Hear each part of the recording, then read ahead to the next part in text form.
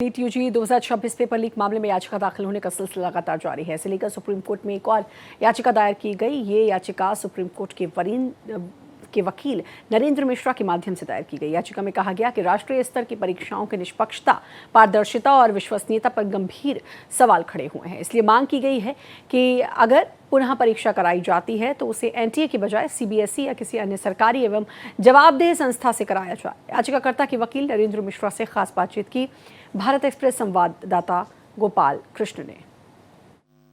NEET UG को लेकर supreme court में एक और याचिका दायर की गई है।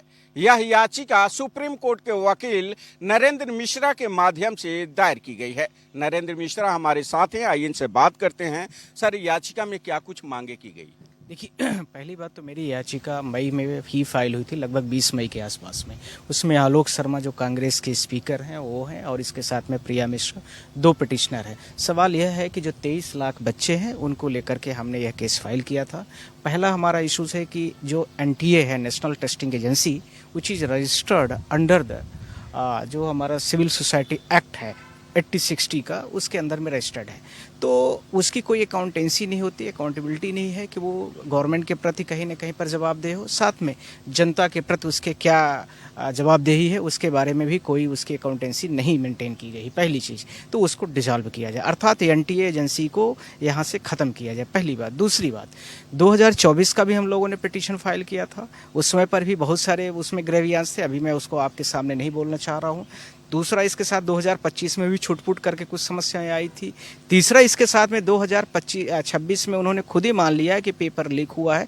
पेपर लीक का शब्द इनका दूसरा था कि पेपर गेस पेपर उन्होंने बोला, और उसके बाद ये पेपर आउट हुआ और वही समस्या फिर से वही निर्मित है।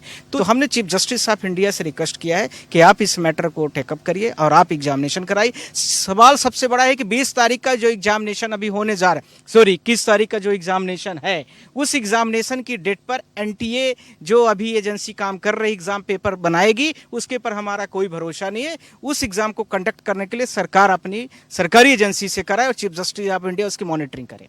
तो अब देखना होगा सुप्रीम कोर्ट इनकी ओर से दायर याचिका पर क्या आदेश देता है और उसके बाद किस तरीके से इस मामले को आगे बढ़ाया जाता है।